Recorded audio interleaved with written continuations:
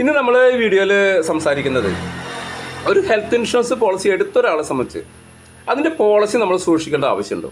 ഇതിനെക്കുറിച്ച് നമ്മൾ വീഡിയോ ചെയ്യുന്നത് പ്രധാനമായിട്ട് 2 സന്ദർഭങ്ങളിലാണ് ഈ ഹെൽത്ത് ഇൻഷുറൻസ് പോളിസി നമുക്ക് ആവശ്യം വരുന്നത്. എൻ്റെ പേര് ആൻ്റണി തോമസ്, ഞാൻ ഇൻഷുറൻസ് അഡ്വൈസറാണ്.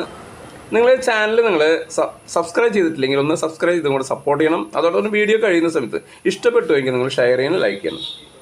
ഞാൻ കഴിഞ്ഞ ദിവസം വാഹന ഇൻഷുറൻസിനെ കുറിച്ച് ഒരു വീഡിയോ ചെയ്തിരുന്നു, അതായത് അതിൻ്റെ പോളിസി സൂക്ഷിക്കേണ്ടതിനെ കുറിച്ച്. അപ്പോൾ അത് കണ്ടിട്ട് ഒരുപാട് പേര് എന്നെ വിളിച്ചിരുന്നു, ഈ ഹെൽത്ത് ഇൻഷുറൻസ് പോളിസി ഇതേവരെ സൂക്ഷിക്കേണ്ട ആവശ്യമുണ്ടോ. അപ്പോൾ ഹെൽത്ത് ഇൻഷുറൻസ് പോളിസി സൂക്ഷിക്കേണ്ട 2 സന്ദർഭങ്ങൾ. ഒന്ന്, നിങ്ങൾക്കൊരു ക്ലെയിം വരുന്ന സമയത്ത് ഹോസ്പിറ്റലിൽ പോയി കഴിഞ്ഞാൽ അവിടുത്തെ ഇൻഷുറൻസ് സെക്ഷൻ നിങ്ങളോട് ചോദിക്കുന്ന ആദ്യ ചോദ്യം ഈ പോളിസി കോപ്പി ചോദിക്കും. രണ്ടാമത് വരുന്നത്, നിങ്ങളുടെ ഈ പോളിസി നിങ്ങൾക്ക് നിലവിലുള്ള ഏജൻറ്റ് നിങ്ങൾക്ക് കൃത്യമായ സർവീസ് തരുന്നില്ലെങ്കിൽ, നിങ്ങൾക്ക് ഏജൻറ്റിനെ മാറ്റി വേറെ ഏജൻറ്റിനെ ആക്കണമെങ്കിൽ, അല്ലെങ്കിൽ ബ്രാഞ്ച് മാറ്റി വേറെ ബ്രാഞ്ചിലേക്ക് ആക്കണമെങ്കിൽ നിങ്ങളുടെ നിലവിലുള്ള എല്ലാ പോളിസിയിലും കോപ്പി വേണം. അടുത്ത സന്ദർഭം എന്ന് പറയുന്നത്, നിങ്ങൾക്ക് ഈ കമ്പനിയിൽ നിന്ന് നിങ്ങൾക്ക് പോളിസി പോർട്ട് ചെയ്യണം. ഇപ്പോൾ വേറൊരു കമ്പനിയിൽ ഇതിനേക്കാൾ കുറവ് പ്രീമിയത്തിൽ ഇതിനേക്കാൾ കൂടുതൽ ഫീച്ചേഴ്സ് കിട്ടുന്നൊരു പോളിസി ഉണ്ടെങ്കിൽ അങ്ങോട്ട് നമുക്ക് പോർട്ട് ചെയ്യണമെങ്കിൽ നിങ്ങൾക്ക് എത്ര വർഷത്തെ പോളിസി ഉണ്ടോ അത്രയും വർഷത്തെ പോളിസിയുടെ കോപ്പി വെച്ചിട്ട് വേണം നിങ്ങൾ പോർട്ട് ചെയ്യേണ്ടത്. അപ്പോഴേ നിങ്ങൾക്ക് അത്രയും വർഷം സീനിയോറിറ്റി കിട്ടും.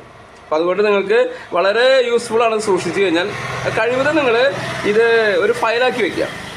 ഇപ്പോൾ LIC പോളിസിയൊക്കെ ഒരു ഒറ്റ പോളിസി നമ്പറിലാണ്. 15 വർഷത്തെ 20 വർഷത്തെ പോളിസിക്ക് ഒറ്റ നമ്പറേ ഉള്ളൂ. ആ സമയത്ത് ഇവിടേക്ക് 1 ഇയർ പോളിസി, 1 വർഷത്തെ അഗ്രിമെൻ്റാണ് പോളിസി. 1 വർഷം കഴിഞ്ഞാൽ അടുത്ത നമ്മൾ പുതിയ നമ്പറാണ് കിട്ടുക പോളിസി. ഇതിനും അതെ, വാഹനത്തിനും അതെ, വാഹന ഇൻഷുറൻസിനും അതെ. അപ്പോൾ അതുകൊണ്ട് തന്നെ നിങ്ങളിത് ഒരു ഫയലാക്കി വെച്ച് കഴിഞ്ഞാൽ ഒരു എല്ലാവർക്കും അറിയാവുന്ന ഒരു സ്ഥലത്ത് വെക്കുക.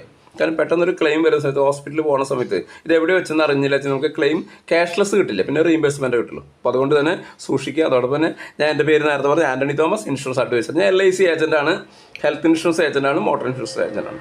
ഇൻഷുറൻസ് സംബന്ധമായ ഒരുപാട് വീഡിയോസ് ചെയ്തിട്ടുണ്ട്. അപ്പോൾ എൻ്റെ ചാനൽ സബ്സ്ക്രൈബ് ചെയ്താൽ നിങ്ങൾക്ക് ഇതെല്ലാം കാണാവുന്നതാണ്. അതോടൊപ്പം നിങ്ങൾക്ക് ഇൻഷുറൻസ് സംബന്ധമായ എന്ത് സംശയങ്ങൾക്കും നിങ്ങൾക്ക് എൻ്റെ വാട്സപ്പ് നമ്പർ ചെയ്തിട്ട് കൊടുത്തിട്ടുണ്ട്. അതിലൊരു വോയിസ് ഇട്ട് കഴിഞ്ഞാൽ, വോയിസ് ഇടുമ്പോൾ നിങ്ങൾ ശ്രദ്ധിക്കുക, നിങ്ങളുടെ പേരും നിങ്ങളുടെ സ്ഥലം നിങ്ങളതിൽ വെക്കണം. അങ്ങനെ വെച്ച് എനിക്കറിയാവുന്ന ഉത്തരങ്ങളാണ് ഞാൻ നിങ്ങൾക്ക് പറഞ്ഞു തരും. ചിലപ്പോൾ എൻ്റെ ഒരു വീഡിയോ അതിനെക്കുറിച്ച് നിങ്ങളുടെ സംശയത്തിനെ കുറിച്ചൊരു വീഡിയോ ഞാൻ ചെയ്തിട്ടുണ്ടാവും, അതെനിക്ക് അയച്ചു തരുന്നുണ്ട്, നിങ്ങൾക്ക് സിമ്പിളായിട്ട് മനസ്സിലാക്കാം.